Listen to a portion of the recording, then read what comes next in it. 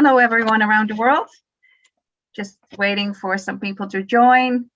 It's good to see you. Thank you for joining. Really happy that you're with us. I'm giving it a minute to make sure that everyone gets a chance to join before we start officially. We also are recording this morning, and we are also live streaming on YouTube. So you will be able to also see the message afterwards and see the whole webinar afterwards, because the recording will stay on our YouTube channel. Giving it a few more minutes to see if we have everyone coming in.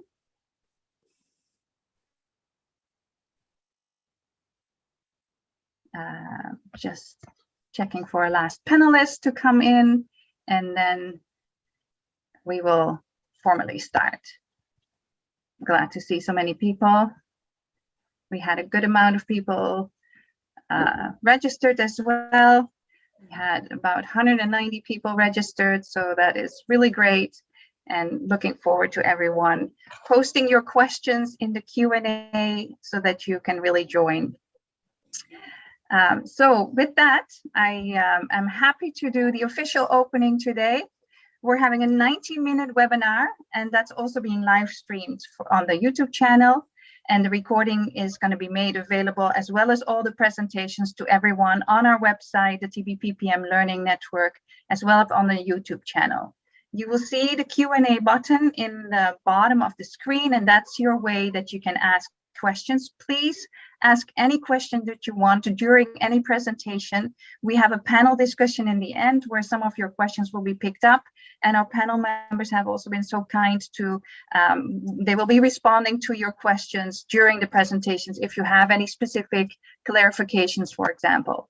So today's topic is looking into understanding which providers end up treating TB patients.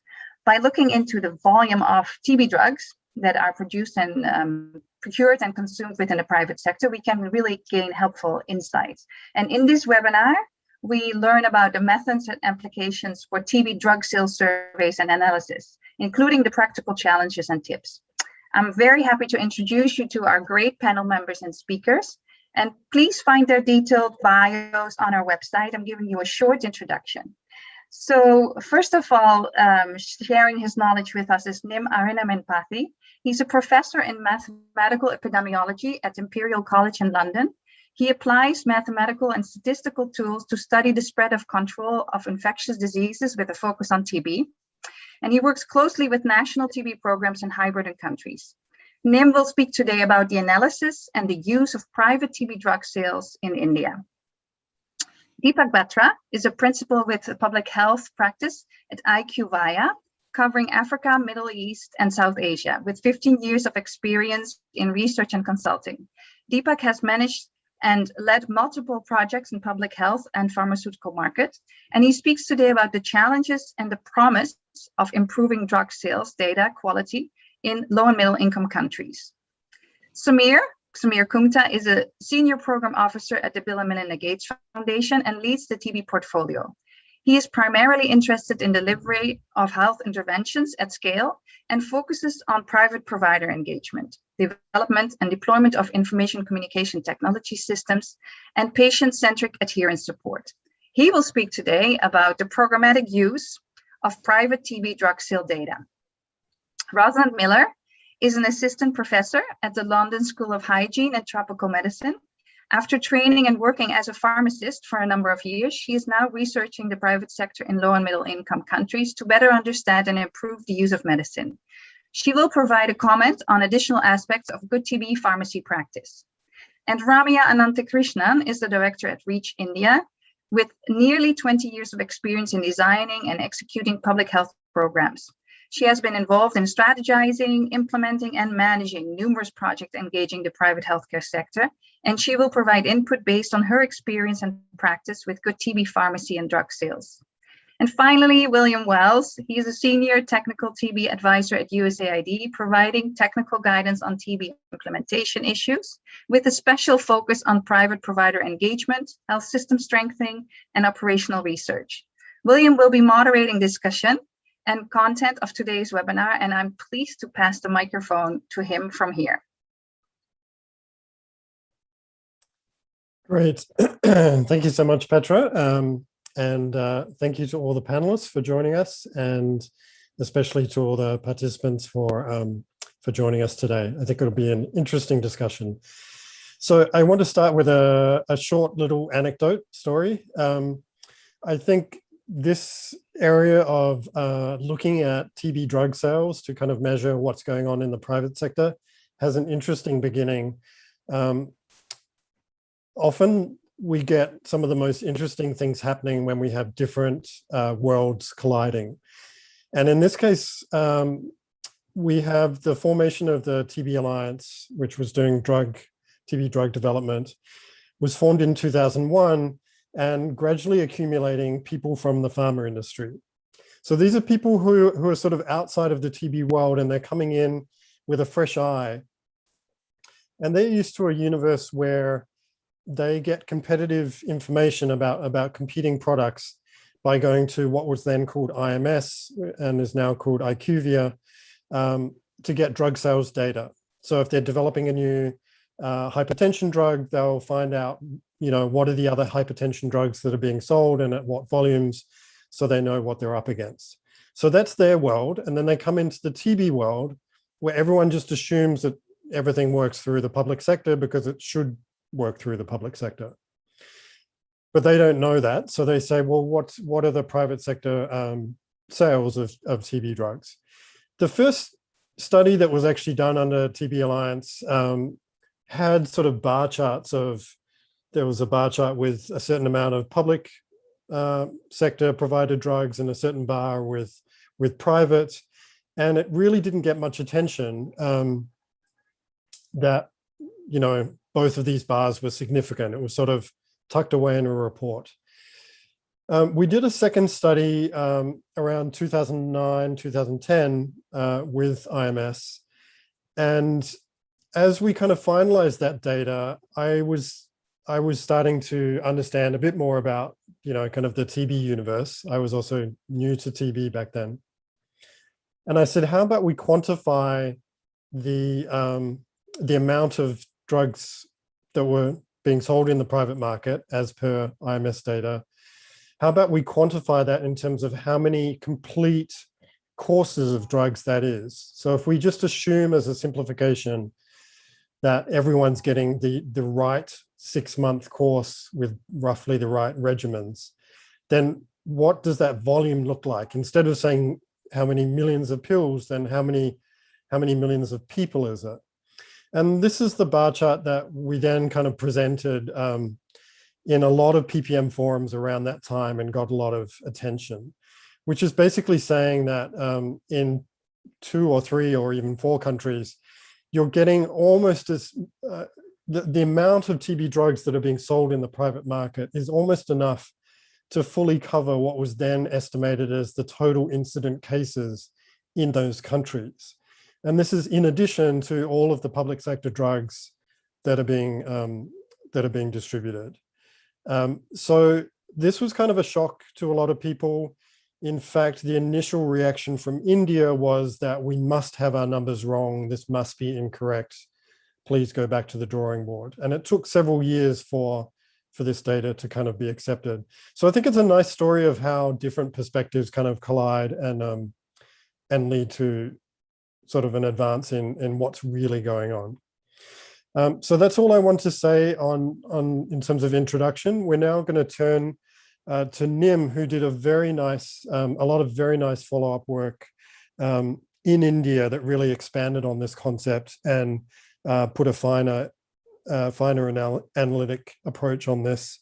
The only other thing I'll say before we get started is that after that first 10-country study, my other brush with this work was trying to apply this in Indonesia at a subnational level. And there we really hit the limits of what the data could actually do. So if you try because this is not all sales, it's extrapolated from a sample of sales, as Deepak will describe, you run into precision issues with this data if you try and put too fine of a, if you try and go to sort of subnational or even sort of individual drugs and so forth. So India, I think, has been very successful at that, and Nim and then later Samir will talk about the success of going subnational in India. But Deepak is kindly agreed to talk about the challenges of getting to that level of subnational and other detail in other countries, and how we're how IQVIA is kind of working on that.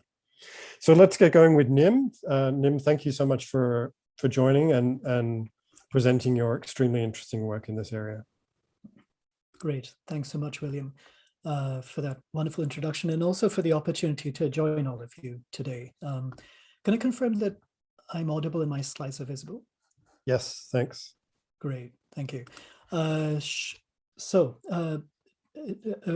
In this brief talk, just to open, what I'd like to do is to talk a little bit about the analysis of drug sales data. So I have been very much a consumer of this data, and hopefully in the later talks, you can get a better sense of where this data comes from.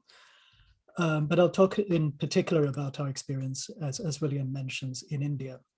So I just wanted to take us back briefly to 2016, only 5 years ago now. But by that time, there was this mounting anecdotal, mounting evidence really, but largely anecdotal, that India's private healthcare system played a really important role in managing TB. The reason I say it's anecdotal is because there were several studies, but from various parts of the country. And putting it all together into a countrywide picture was elusive at that time. And this is all despite TB being made a notifiable disease in 2012. Despite that, hardly any private providers were actually notifying TB. And so it was really hard to get a good handle on how many TB patients were actually being managed in the private sector. So the question was exactly that. What is the true number of people with TB being treated in India's private healthcare sector? Now, I want to mention, just as a disclaimer, we were never able to fully answer this question. And to some extent, we're not still able to fully answer it. And that's partly because, as I'll explain in a moment, drug sales data doesn't necessarily tell you about the numbers of patients. To use William's terms, pills are not the same as patients, and it is not necessarily a very straightforward translation from one to the other. However, in this analysis, we did at least have very strong signs that the existing estimates of TB burden in India were infeasibly low. So just to acknowledge, we were really standing on the shoulders of previous work. So this was the paper behind the story that William just described. And this was a fairly large study involving what was then known as IMS Health and data from 10 high-burden countries, including India. And so that really laid the groundwork for the analysis that we did in India specifically. So the approaches that we took was basically to concentrate on rifampicin-containing drugs. One could do this for other drugs as well, but the indication of use for rifampicin is so overwhelmingly for TB that it makes it a very useful, if you like, focal drug for this analysis. And so we calculated what we call patient months of TB treatment. And so that if you to understand this better, just think about this as the number of drugs, okay, or pills, or product, or whatever you might be interested in. But for a given formulation, the patient months can be calculated using the number of units that were sold during a given period. You'd multiply that by, for each unit of product, the months of treatment that are represented by that unit. And finally, you would adjust for the indication of use, so the proportion of prescriptions that were for TB. And all of this is coming from IQVIA data. And IQVIA data really does represent a comprehensive coverage, but not quite 100%, including in India. And so we would also adjust for the proportion of the total drug sales volume at the country level that are being captured by IQVIA data.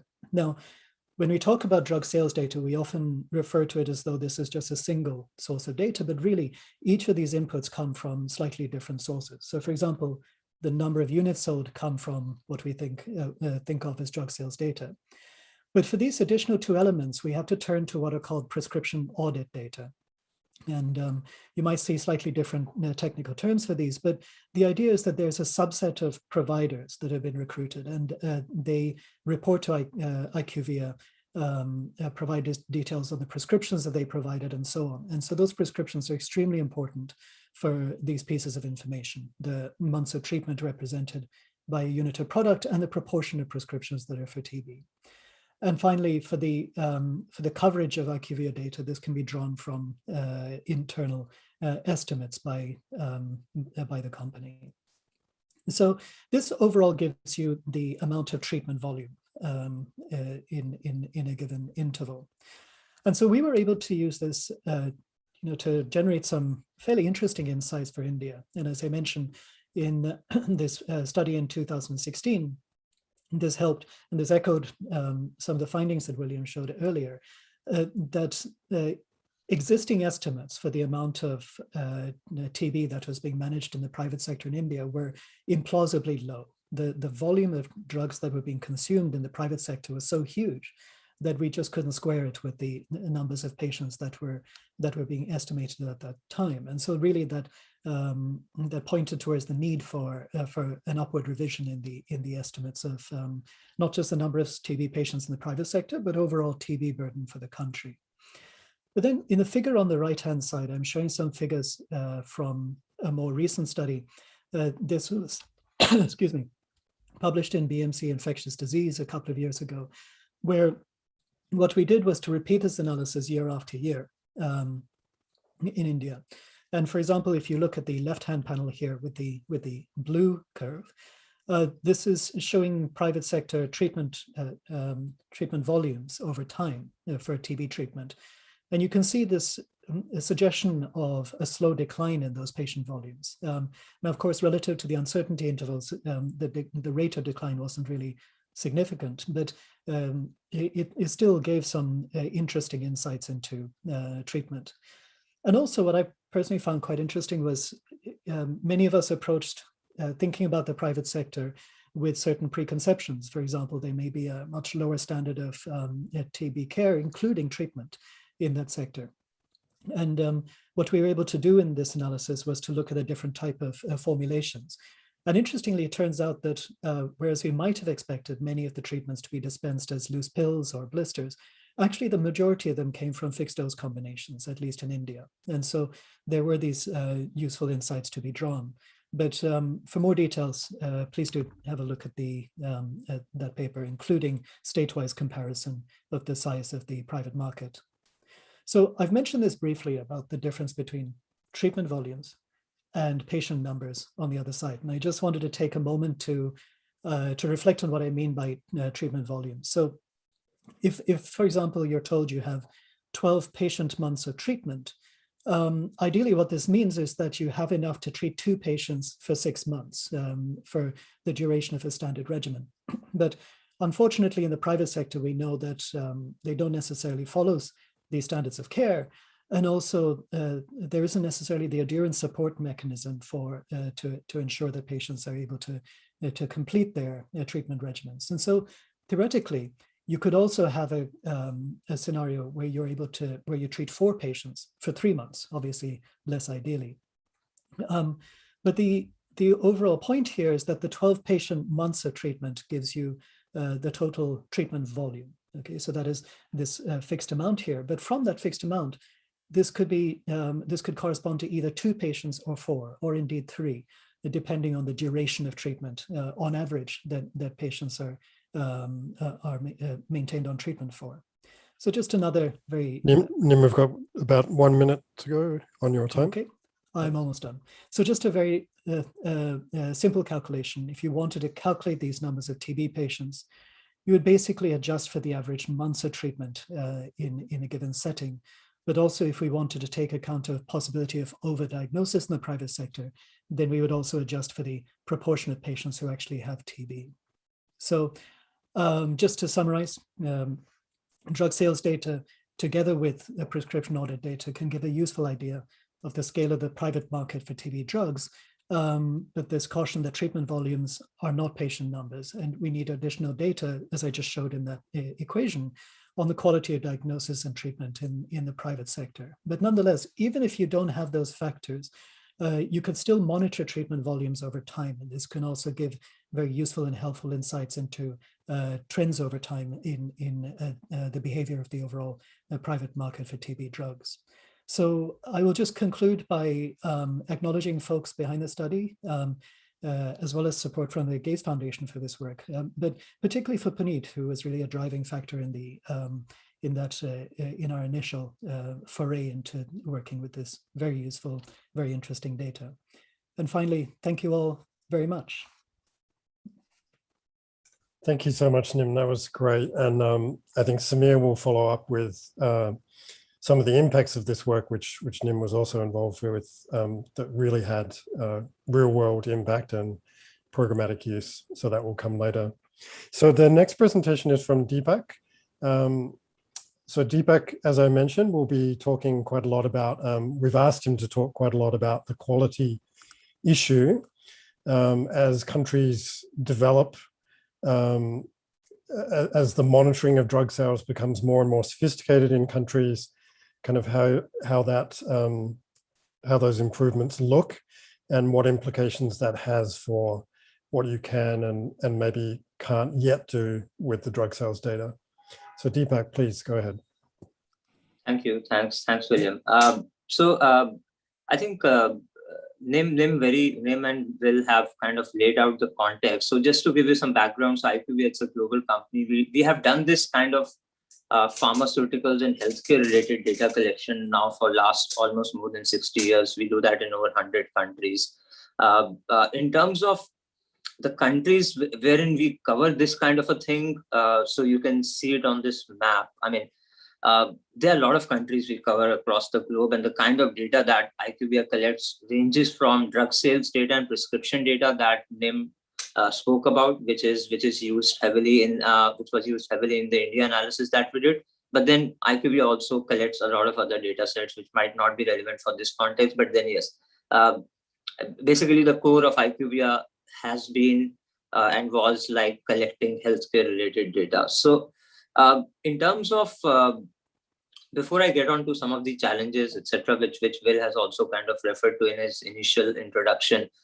So the way IQVIA collects data in most of the countries and also in the LMICs is targeting two channels. One is the retail channel and then the hospital channel. Now, we know that both these channels in a way procure drugs or the supply chain for both these channels is slightly different. So that is why these are two channels wherein hospitals in most often procure the medicines directly through tenders or other procurement systems, while the retail channel goes through your standard importer, distributor, pharmacy route. And most of IQVIA's data collection in most of these countries happens at a distributor level. So we basically reach out to distributors, and there is a universe of distributors. And from within that universe of distributors, on a monthly basis, we reach out to a sample of distributors, collect data from those distributors, and then extrapolate it to the complete markets. And just to give you an example, India has approximately, if I remember correctly, around 30,000 distributors in total who basically distribute drugs. So there is obviously challenge. There's no way that someone can go to all of these 30,000 distributors on a monthly basis and collect data or a regular basis. So what we do is that we collect data from the biggest distributors who represent different parts of the drugs market, so which is around 6,000 of them, and then extrapolate it for the remaining part of it. But generally, as a thumb rule in any market, IQVIA collects data for distributors which represents almost 70 to 80% of the market, and then extrapolate for the remaining 30%. And you can see, I mean, there are a lot of low middle income countries where IQVIA has been doing that, and this kind of drug sales data has been collected using both the retail channel and from the hospital channels as well. But retail channel is a more prominent and major way through which we do that. Now coming to what Will was talking about. So yes, I think one thing is that in general, I feel like in healthcare, no data is perfect, and this is also not perfect for sure. I mean, in terms of the data sources, as I mentioned, in a country like India, there are more than 35,000 distributors. So the data sources are in themselves very fragmented. There's limited collaboration, there's hesitance to share data.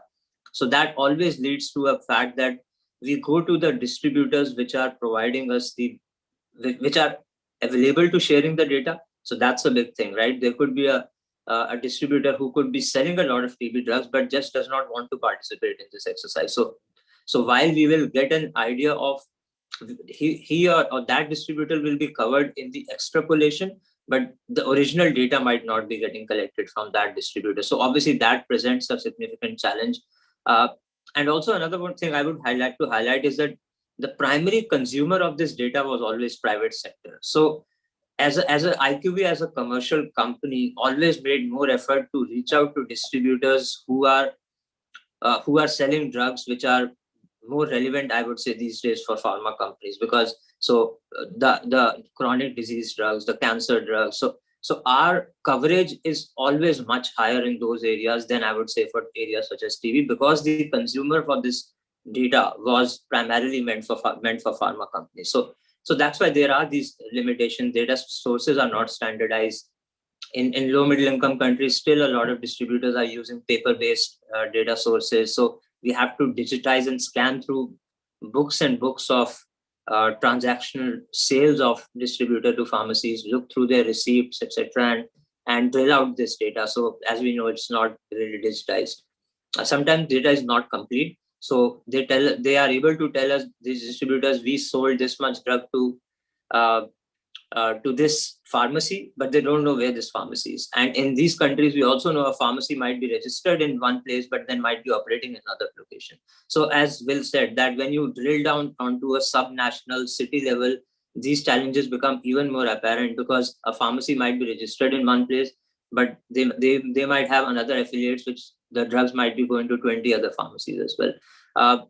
Primary data is collected. And what we have also seen in developing countries, that having said all this, routine data collection still comes out to be a much better way of doing this. If we try to collect this in a more ad hoc manner, like sending one-time field force on the field and try to collect this data, the results we have seen in case of some countries have not been very good. So primary data, when it's collected in an ad hoc manner, creates more problems. So if anything, setting up routine data systems like the way IQVIA has done for drug sales seems to be, it's not perfect, but in our experience, the best way of capturing this kind of data.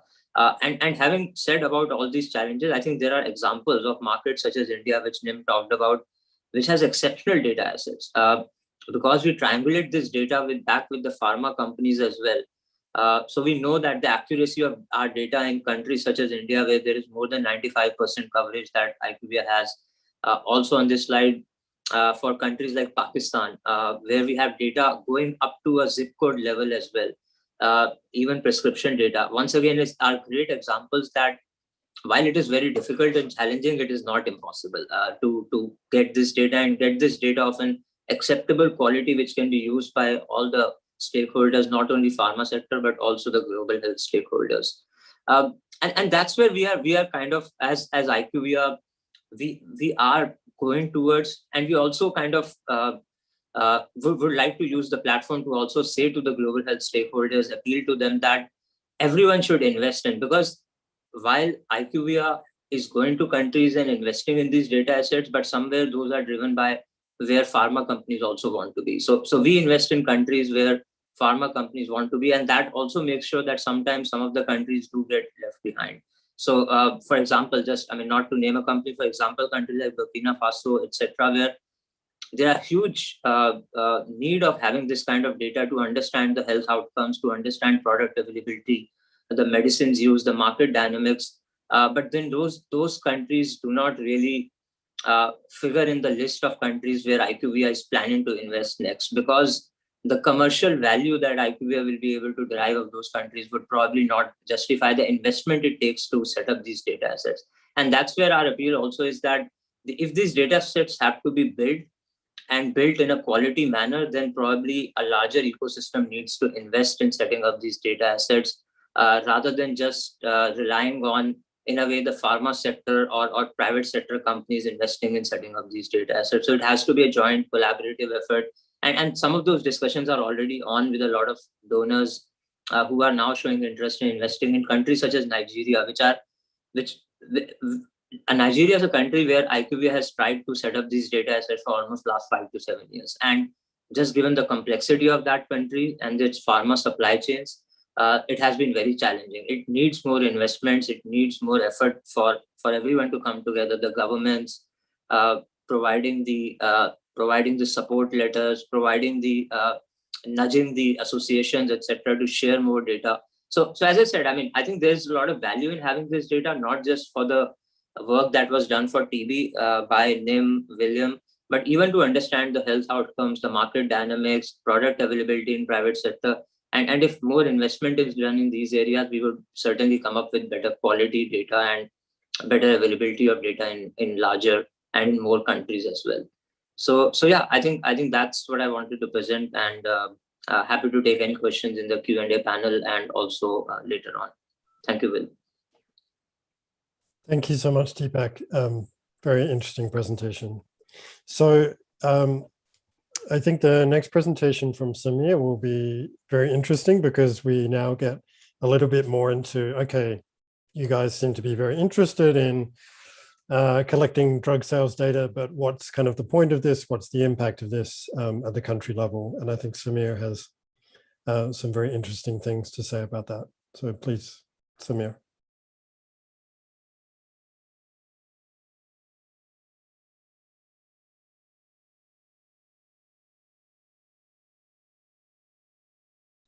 Thank you, William. I hope you can see my screen and hear me. Yes, thank you. Thank you.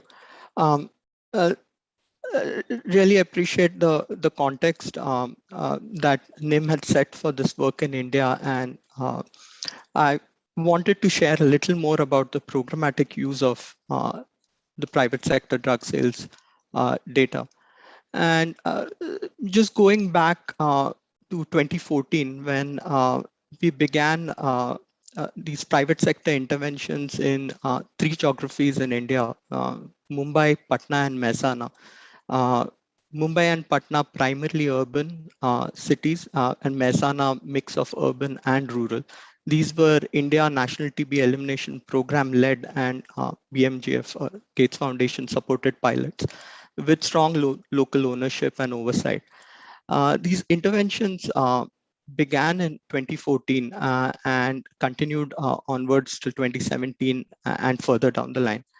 And at the core of this work was the public-private interface agencies, or PPIs, which were non-governmental organizations, PATH in Mumbai and World Health Partners in Patna, and the public sector district TB program itself in the state of Gujarat in Mehsana.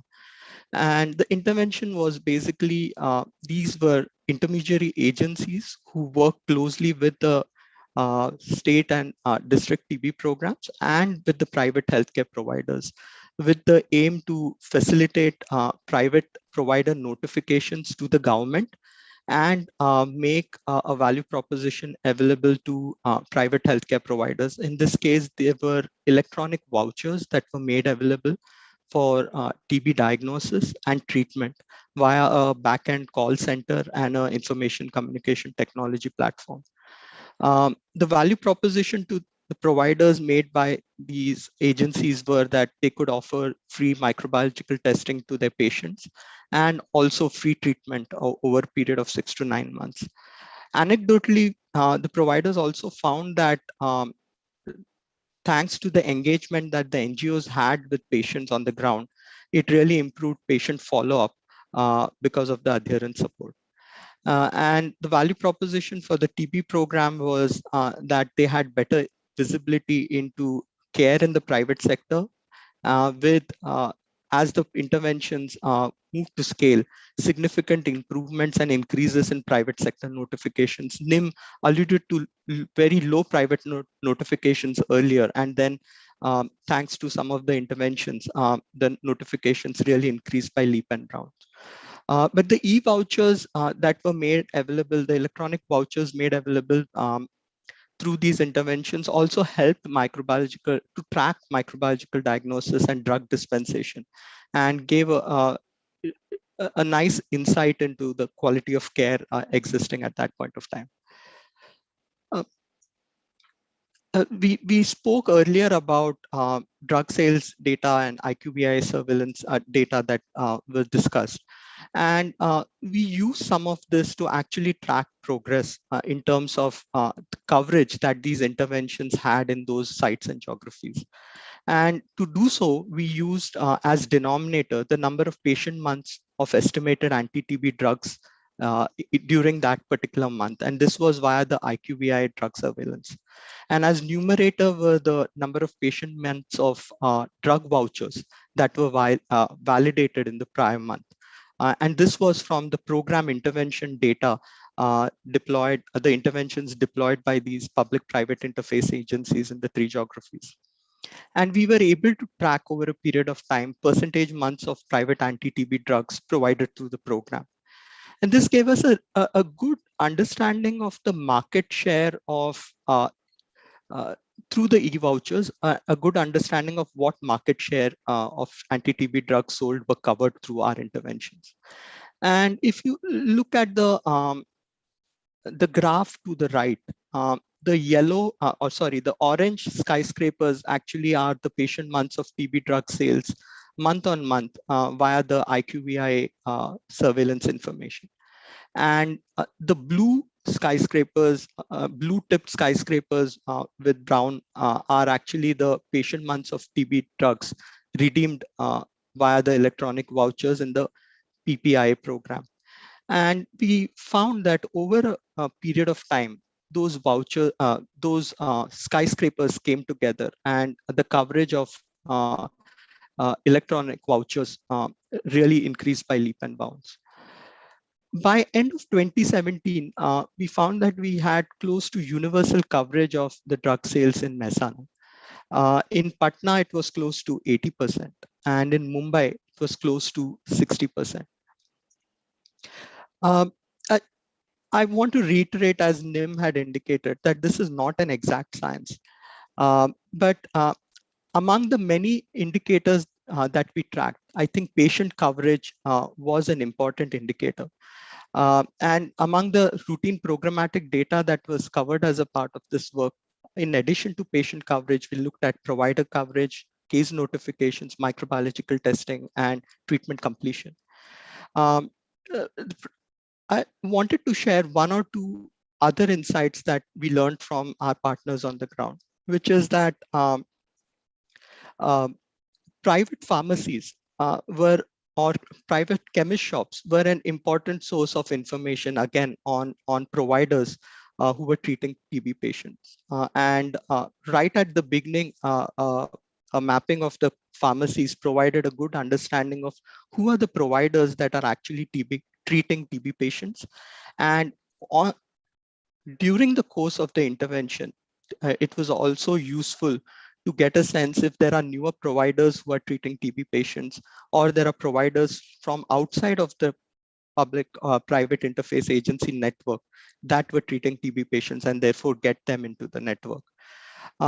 The other piece that I also wanted to share was the NGOs actually used an approach that's very often used in the pharma sector, which is the approach of detailing with private healthcare providers. So NGO program officers would actually go on a regular basis, meet private healthcare providers, talk to them about the need to notify cases, but also talk about the need for microbiological diagnosis and the use of FTCs.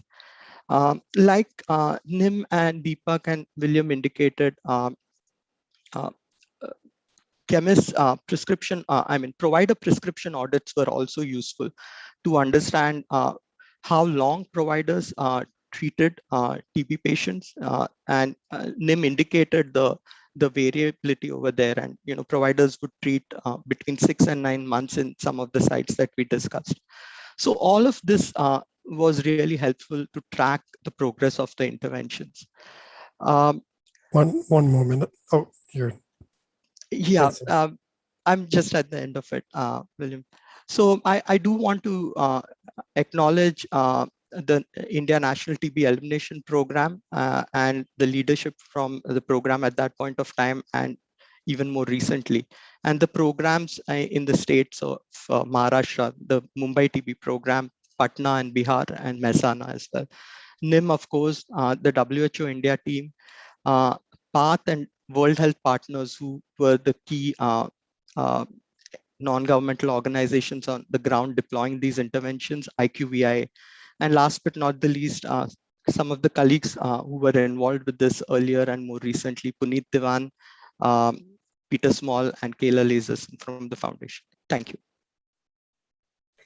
Thank you so much, Samir. And I think that diagram of the total sales converging with the sales or the voucher sales is very powerful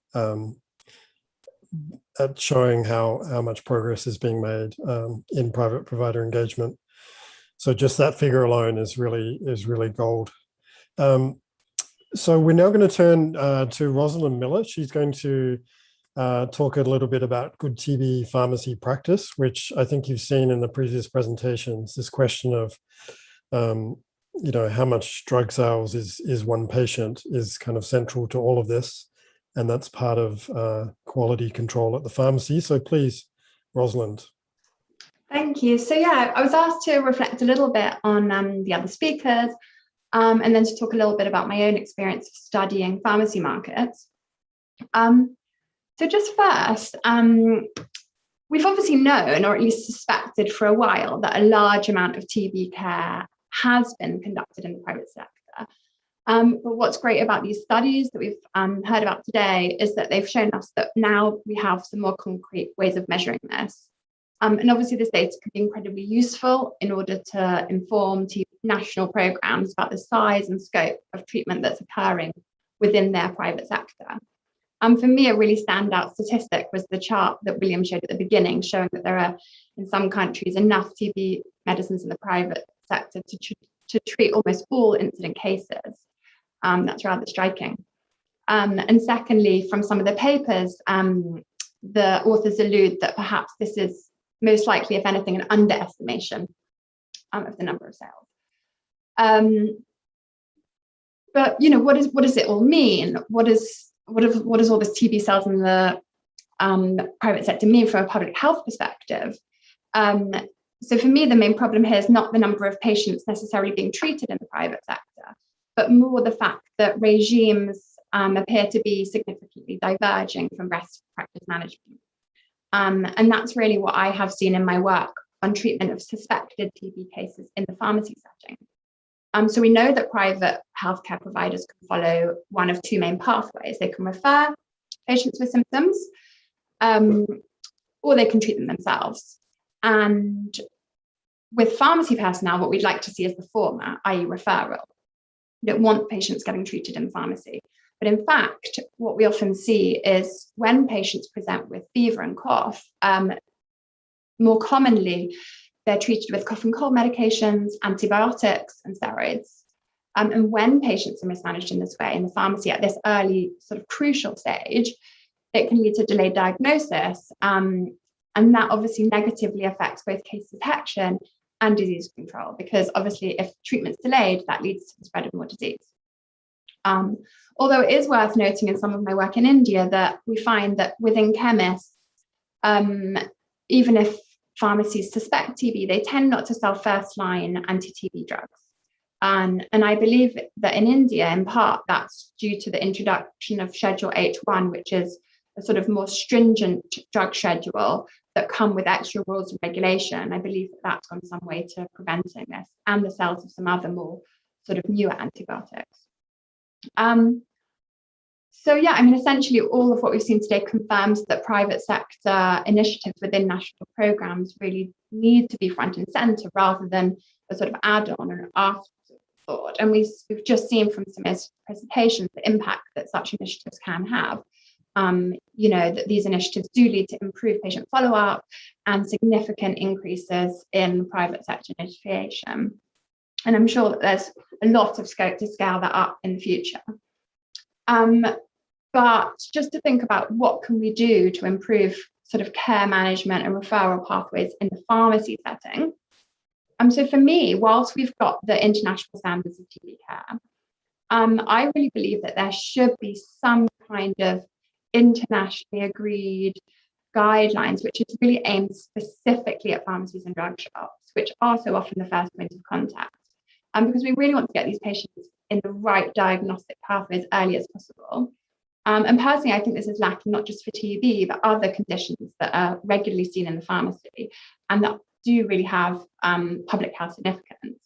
And because what pharmacists need to do is very distinct from the management of a physician, it really is about recognizing sort of key danger symptoms and about strengthening referrals. So we need to ensure that when patients with unexplained productive cough of a prolonged duration, that these patients are referred to an appropriate facility and they aren't sold those antibiotics or steroids that will mask symptoms and delay diagnosis. And then I think pharmacies also really have a specific role in terms of counselling patients when they're dispensing against prescriptions, because obviously adherence to TB medicine is quite particular, and it's a lot more challenging than most other diseases because you've got the long course, you've got a lot of pills to take, and you've got some really quite alarming side effects that you'd want to know about. If that, you know, your urine or your tears are going to turn orange, for example, could be quite scary. And then just a final point, given that I've sort of focused a lot of my work around measuring quality in the TB in pharmacies, and this webinar is obviously about measurement and data. And one thing to note is that it can be a real challenge if you're trying to measure quality, because often pharmacy registration licensing details are not necessarily up to date, and it can be really hard to construct a sampling frame. And if national programs are trying to work with their pharmacies and they want to know what they're doing, obviously we need to know where they are and it needs to be up to date. And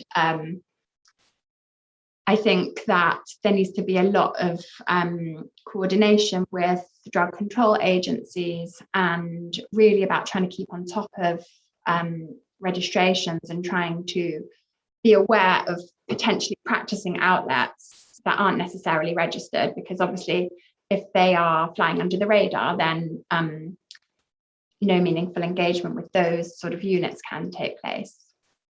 So those are sort of the main points that I wanted to cover from my own work. Thank you. Great. Thank you so much, Rosalind. Very helpful perspective. I will note that in the original 2011 study, we found that the vast majority of FDCs, for example, did make reasonable sense. But there were some smaller volume products that really no one could figure like why you'd ever want that proportion of rifampicin with that proportion of isoniazid, for example. So when you talk about drug controller general kind of perspective, that's one thing that can be quickly spotted in the drug data. So we'll now turn to Ramya, who's coming to us from REACH in Chennai.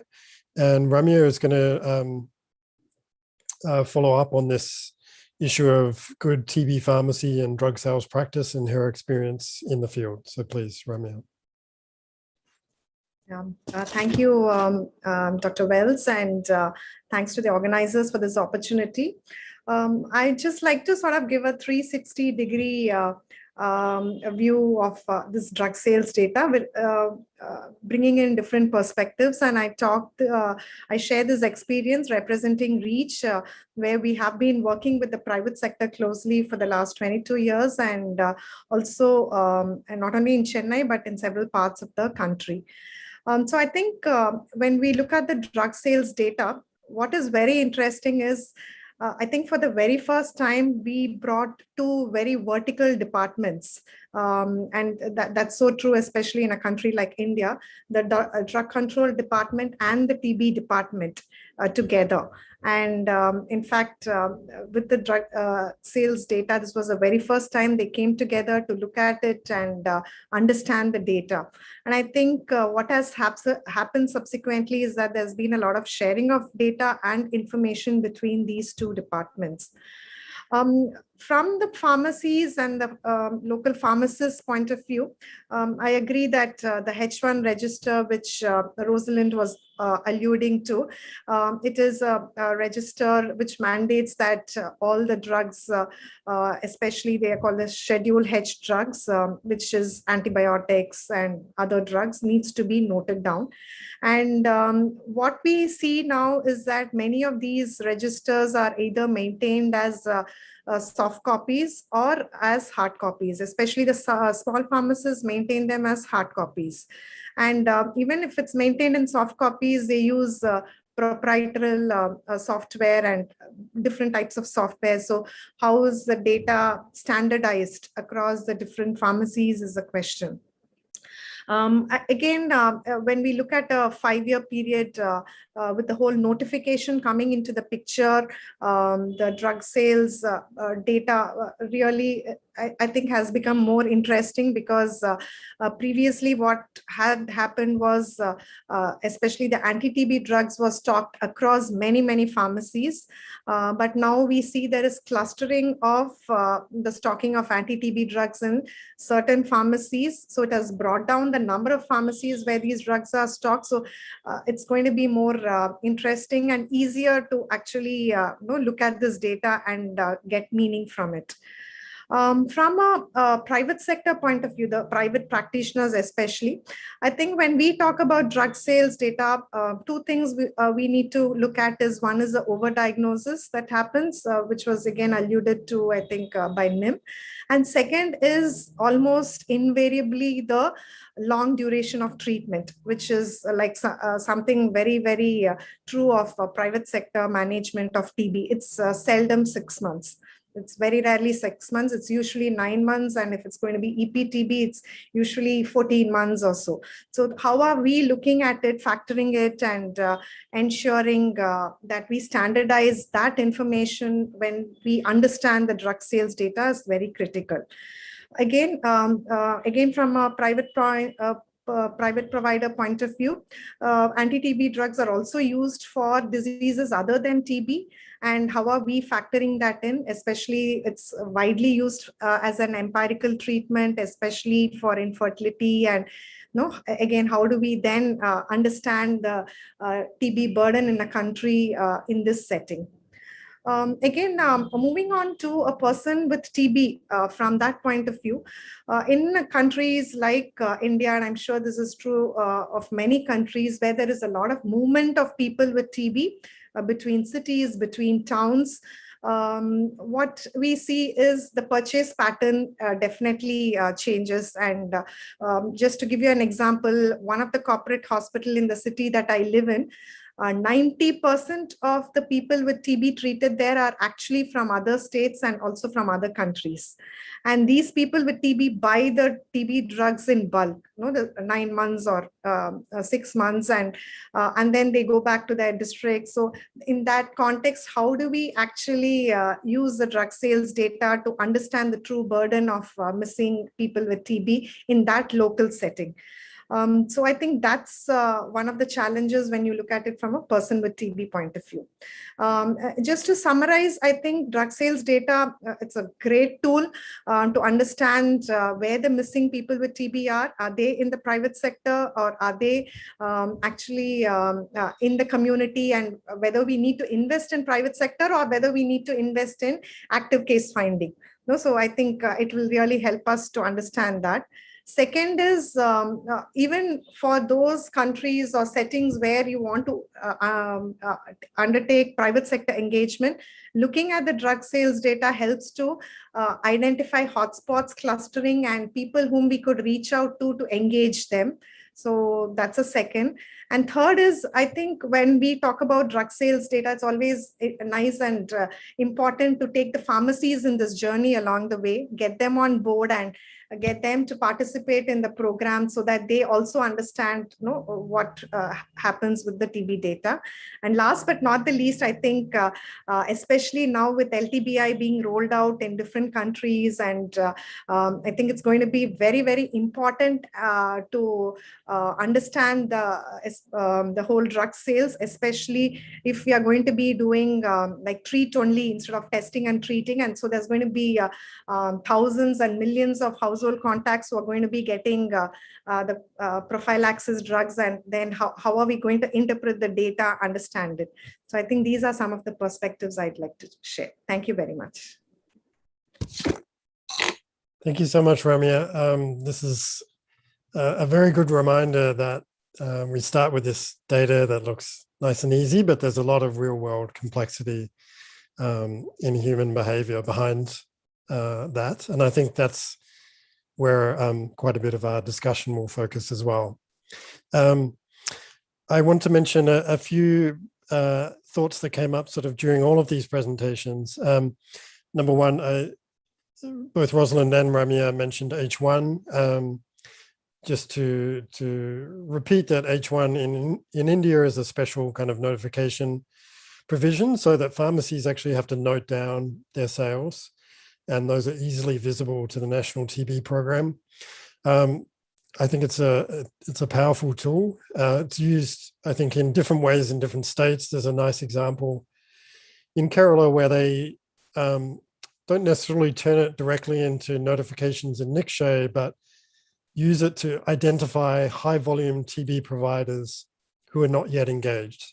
So basically you say, okay, the sales are here. You've got a provider who's prescribing TB drugs, but they're not on our list of engaged providers. So let's focus our efforts there. A few other thoughts. I do want to highlight that in the webinar description on the PPM Learning Network site, there's a number of references, including to Nim's work. There's a methods paper that I think almost everyone on this panel contributed to. So if anyone's interested in kind of the nitty-gritty of how this stuff works, please link to that methods paper. I also just want to highlight that this use of IQVIA data is an example of using general data that's available specifically for TB, right? So just to emphasize, hopefully everyone already understands, this is not special data collection just for TB. You've got a general data collection by IQVIA of all drug sales of all kinds. And then you're able to go to that existing data and mine it for TB information. And I think, there've been other nice examples of that, like Christy Hansen led the work on patient pathway analysis, where they were mining data from general healthcare seeking studies, as opposed to, having to do TB specific studies. So I just want to emphasize that point. So if we can get all the panelists on camera, that would be great as we shift to discussion. We do have about 25 minutes to have discussion. If people, there are some questions in the chat. If people, in the Q&A, I welcome any additional questions to be put into the Q&A, and we'll cover those as we go. So I want to start, I think a number of the questions are going to relate to this issue of turning patient months into patients. And Guy, I think, has a very good question. He asks, is it not plausible that the distribution may be multimodal? In other words, many patients take it for a very short time. They may stop maybe around the 2-month mark when they feel better or when they can't afford it anymore. And many others take it for more than 6 months. And I think Ramya referred to that, to the anecdotal evidence there. So the question is, for any of the panelists, is whether you have any information on this that can give us a sense of, quantitative versus anecdotal. So this is really open to anyone on the panel. Nim? Shall I jump in with you? Yeah. Thanks, Guy. This is a great question. And absolutely, we'd expect it to be multimodal for the reasons you describe and Ramya mentioned earlier as well. But the available evidence that I'm aware of have basically, whatever studies have been done, basically looked at patients at what should be the end of a 6-month regimen and asked how many completed the regimen and how many did not. What you really want, ideally, to answer this sort of multimodal distribution is to follow up patients frequently during the course of their treatment to assess persistence on treatment. And I'm not aware of any studies that have done that. That kind of data collection is being planned at the moment in India, so do watch this space. I mean, we'll hopefully have better information on that soon. And I'd love to hear from other folks if you're aware of that kind of frequent follow-up of patients, but I'm not aware of those to allow us to reconstruct those multimodal distributions right now. Great, thanks, Nim. Ramya, did you have any follow-up comments on that? Yeah, so just to give you some anecdotal experiences of, as I mentioned, the corporate hospitals which treat people with TB from across the country. And when we actually, because we support them in notification and trying to get DBT, and when we spoke with them, many of them actually mentioned that they get the entire duration of medicines in the hospital or in the setting where they get diagnosed, and they take it back to their hometown or the district from where they come from. So which means, where are we factoring this when we calculate the number of people with TB? So I think that's very critical here. I'm talking about, like, for example, in terms of numbers, just to give you an idea, in a setting where we are expecting about 8,000 to 10,000 people with TB in the private sector, I'm talking about a cohort of nearly 1,500 people with TB who come from other districts and states and countries. Thank you. Great, thanks. And it's already been mentioned, I think, by a couple of you about even despite this patient month challenge, that the trends are still interesting no matter what. And just to mention, in our original 2011 paper, we actually had 5 years of data, and most of the countries were flat, but Bangladesh over that period, which was, I think, 2005 to 2009, something like that, had a dramatic drop. So clearly something was going on in Bangladesh in terms of, I believe it was more around the kind of visibility of the public NTP program, where pharmacies just stopped seeing private TB drug sales as an important business line, and it shifted much more to the public sector. So even with this patient month challenges, the trends remain important. Unless, Samir, did you have any other comments on that, or we can move on to the other questions?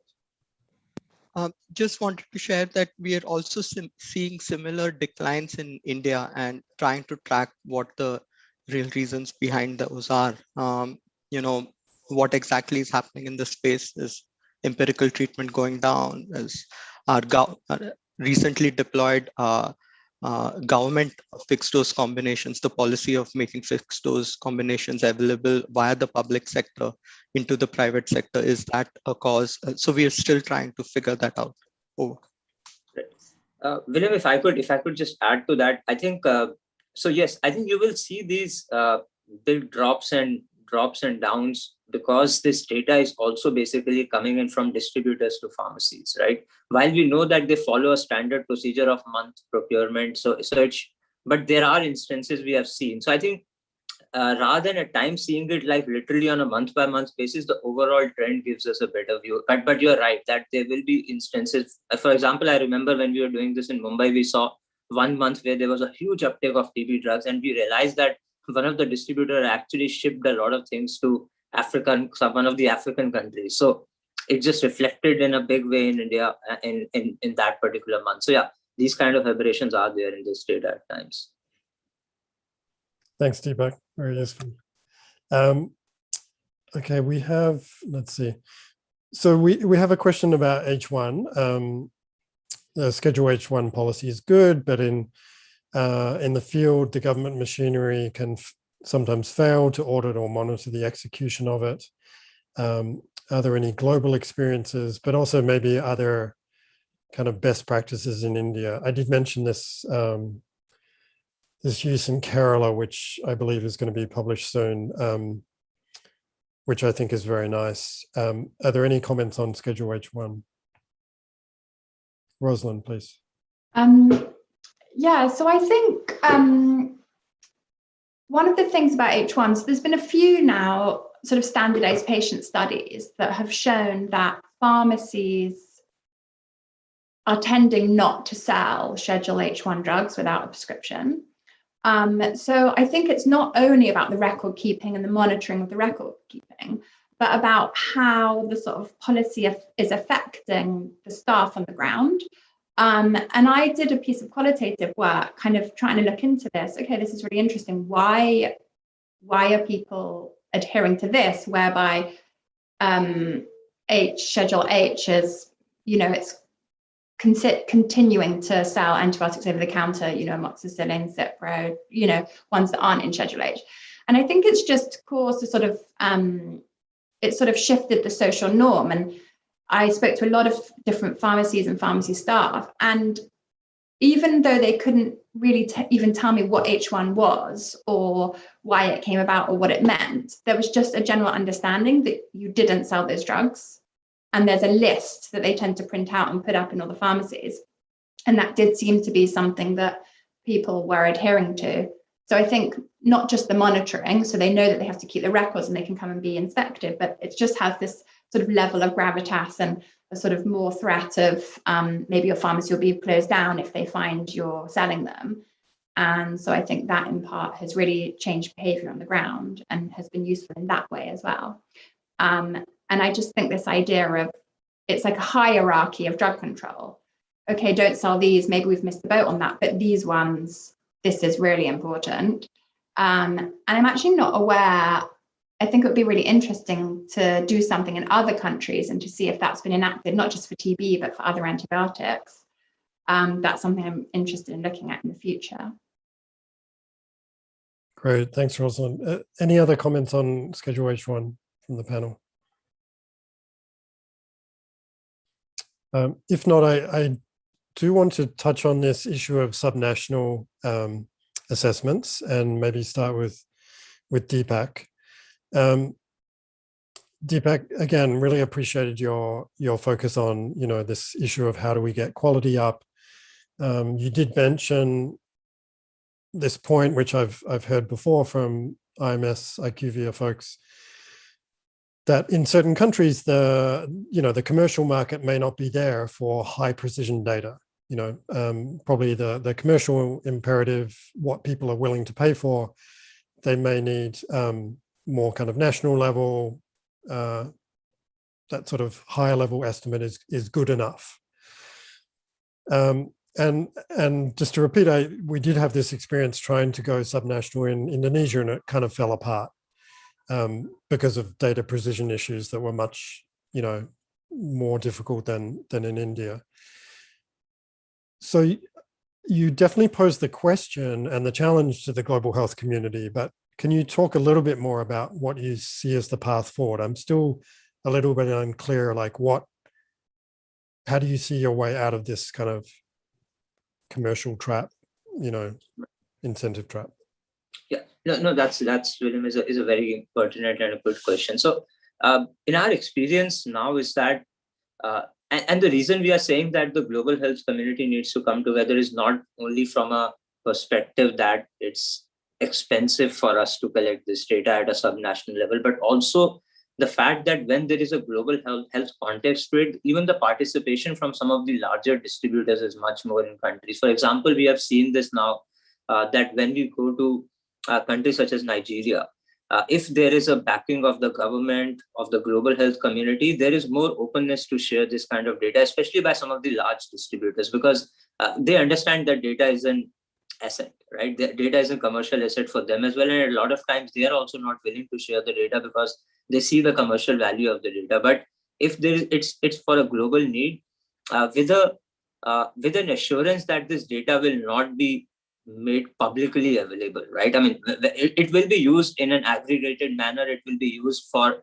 public health research purpose or for programmatic purpose, but it is not that sales of theirs or their competitors will be put up in a website, right? That's not what they are looking for, and that's not what they, and especially when you go to a city level, because that's all competitive advantage for them to know that which drug is being sold in which city and how much volume, which brand, is not something they want in public domain. So I think that's where the conversations will have to be more measured in terms of we need to align that what is the minimum data set that we need, and then also have support from the governments, the local associations, with an assurance while IQVIA is collecting this data, but it's not collecting it for commercial purpose. It's collecting it for a global health cause, and we believe that can provide a better chances of collecting this data with a much more better quality.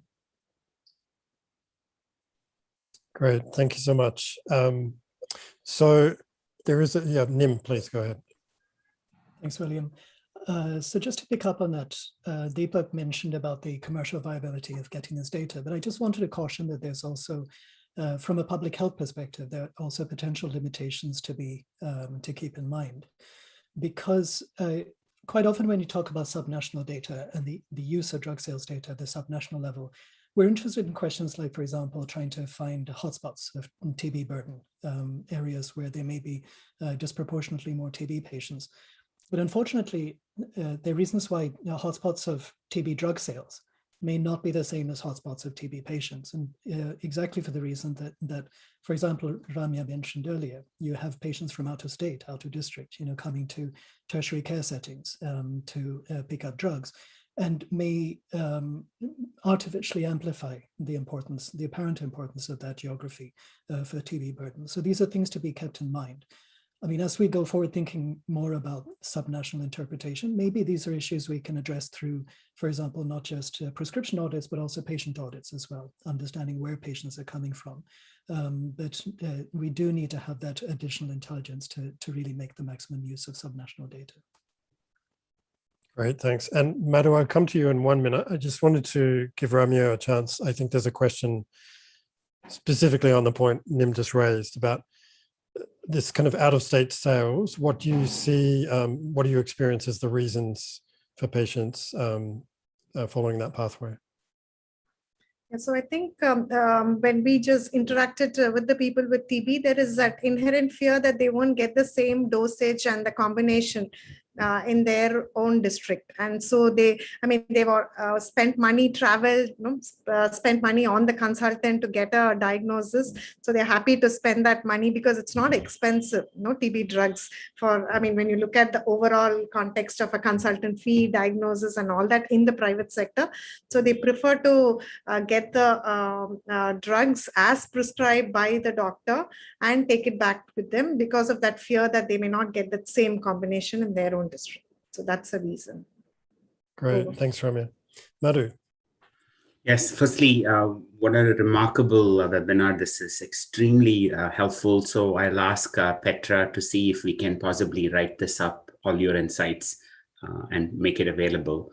To go to Rosalind's comment about the need for some kind of an international standards for pharmacies for TB care.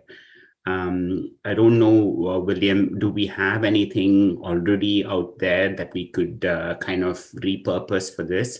Or should we just, through the PPM working group, for example, put out a very short 1-page standards for pharmacies globally? Here are 4 things to do. Here are 4 things pharmacy should not do, right?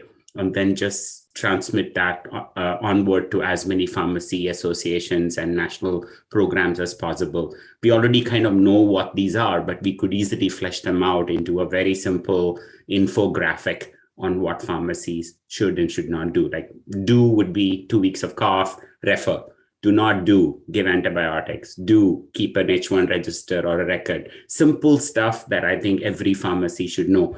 Do we know if such a thing exists? And Rosalind, if we did develop one through the PPM working group, for example, how would we disseminate that to all the pharmacies in low and middle income countries? Is there a portal to do that? I don't think there's a portal, but I think it would be good to involve the FIP, you know, the International Federation of Pharmacies and Pharmacists, because they're like the international body that represents national pharmacy associations around the globe. So I think they would be like a good organization that, you know, has like a legitimacy in that area. Then maybe we should co-develop it with them so that they have ownership and then they will do it, right? Because so they have links with all the national associations. Great. So I'll follow up with you on this and see if there's something we could do. It should be not a huge amount of effort and time to put together a one-pager on do's and don'ts. And then I just also wanted to, I put in the chat box a new paper from our group, led by Georgia Sulis, my PhD student, and Sumant Gandra. Basically, we worked with IQVIA to look at antibiotic increase during the pandemic. It's not about TB. It's across the board, and no surprise, in India, massive use of azithromycin, hydroxychloroquine during this crisis. I mean, we all kind of know it already, but we kind of use the drug sales data in India to look at the pattern. The only way we could make this actually work is to have 2 years of pre-pandemic data from IQVIA. So we had to compare it against 2018 and 19 to look and see what 2020 looked like. My hunch says 2021 will be even worse because India, as we know, had a massive second wave during which ivermectin, doxycycline, azithromycin, all sorts of antibiotics got abused. So it will be a very useful way to even look at antimicrobial stewardship overall, TB being a subset of it. But with all the data challenges, we could use the interrupted time series analysis method to look at it. But I just wanted to point out that without data points across years, this is not an easy interpretation. The only way we could make sense of what is happening during the pandemic is to kind of use the counterfactual from the previous years. Great. Thanks, Madhu. Yeah, I think the theme I've always heard with pharmacy interventions is the question is whether you have 20 seconds to implement it or 25 seconds. So yeah, I like the idea of a single page maximum. Madhu, since you kind of finished on the topic of studies, there was a question from Elizabeth Gardner. Nim, you already mentioned a study. There've been various things mentioned, but I just want to check if anyone wants to highlight either studies that they're planning that haven't been mentioned yet, or studies that they want to see happening beyond what's already been discussed.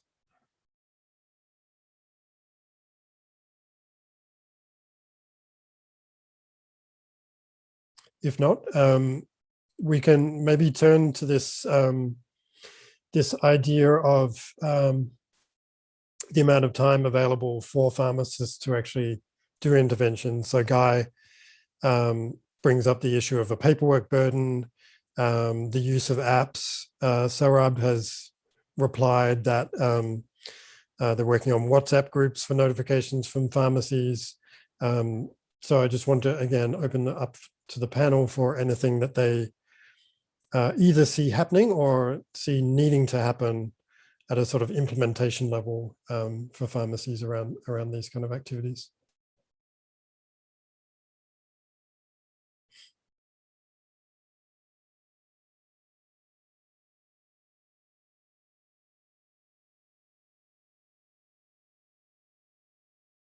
So Ramya, are you doing anything in Chennai directly with the pharmacies, for example?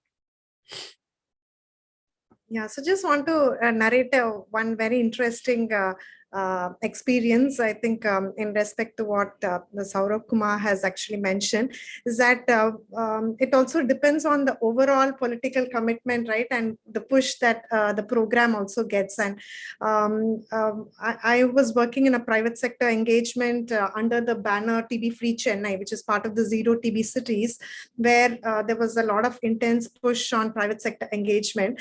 And I think at that point in time, there was a lot of coordination between the drug department and the TB folks. And what was mentioned here as OR actually happened in a very informal way. So all the pharmacists were asked to send WhatsApp photographs of prescription and the sales of the drugs to the respective drug controller to the drug inspector, and we used to get that data to the district TB officer, who used to look at the data to understand the sales of a drug. So I think this also, when we talk about drug sales, it has to be in that overall context, and there's going to be a lot of a push at the national or at the political level, right? With the commitment from the state or the district program, I think we can really push this agenda forward. Great, thanks. And I do want to highlight, we don't have it in the reference list right now, but Niranjan Konduri led a very nice review of pharmacy practice and interventions as it relates to TB, which is a few years old, but remains a very important reference, I think, in this area. I wanted to mention one last point that has come up in our work with IQVIA. Also, this was in Indonesia again. It's also important to be very clear what everyone means by the private sector. So we had an interesting case in Indonesia where some of the data, and particularly in more recent years, was kind of implausibly low for the private sector. And we realized what was happening was that IQVIA was triangulating their data and realizing that certain volumes of drugs were covered under national health insurance.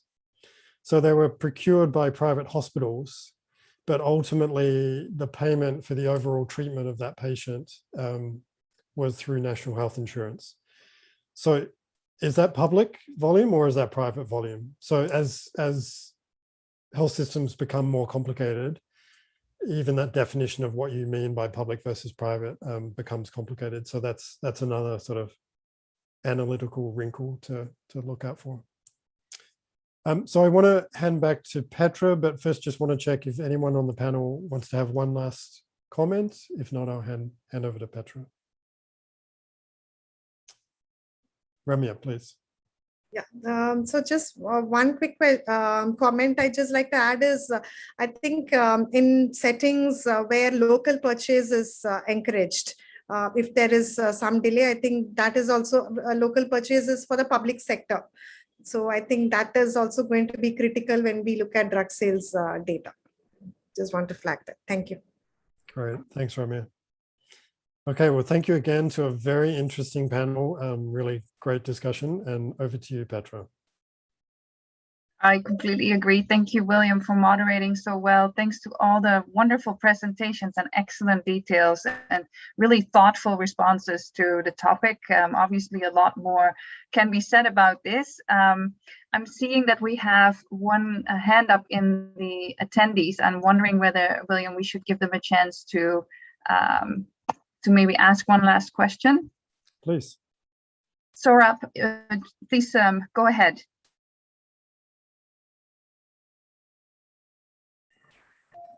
Good evening. Actually, this thing, like, it was in regard to the response by the previous panelist. And what I wanted to mention was, especially like when it comes to, she was pointing about the political commitment and the involvement of district health officials in a bigger way. The problem comes is like in Indian scenario, state is health is a state subject. So it's like the district, the DTO or district tuberculosis officer is very proactive and working over there becomes easier. So it finally boils down to like how the district machinery is working. So we don't have a uniform pattern of ensuring that, like, when it comes to involvement of private sector is uniform throughout the state or throughout the country. That's why it's happening in bits and pieces. So just like I wanted to clarify like what the previous panelist had said regarding the same thing. Thank you. Thanks, go ahead, William. Yeah, I think the district is where the action really happens. Ramya, did you have any comment on that? No, I completely agree. No, and I think that is where the whole commitment really matters, because if it gets really driven, at the district level, it really makes things quite possible, and it can be done without things getting very complicated. Because as I mentioned in the example, right, just WhatsApp the messaging of all the pharmacies through the pharmacy association to the drug inspector, and there was like information just flowing in to the district TB officer every day on the drug sales. So I think very true what Saurav said. Thank you. Thanks. Petra. Okay, I think, thank you so much. I'm really happy to see that there is lots of thoughts coming forward around this, and we will for sure post everything, all the presentations. There will be a report. All of this will be available on our website. There's a special page on this webinar that I'm posting in the chat right now, so you can check in on later on the day and next week where the report will be up, but we will also post a news message around that. I want to thank the speakers. I want to thank William for your excellent moderating. Thank you for all the participants. You've asked some excellent questions. I'm going to launch a little poll so that we get some feedback, and would really love for you to give us your quick thoughts. If you have longer thoughts on anything, on future ideas for webinars, please write to us at tbppm.info. At gmail.com. We're really looking forward to hearing your thoughts. And with that, I would like to wish everyone a happy rest of the evening, happy rest of the day. And I'm looking forward to seeing you next in a webinar that we will be announcing shortly. Thank you so much to everyone. Thank you. Thank you. Bye. Thank you.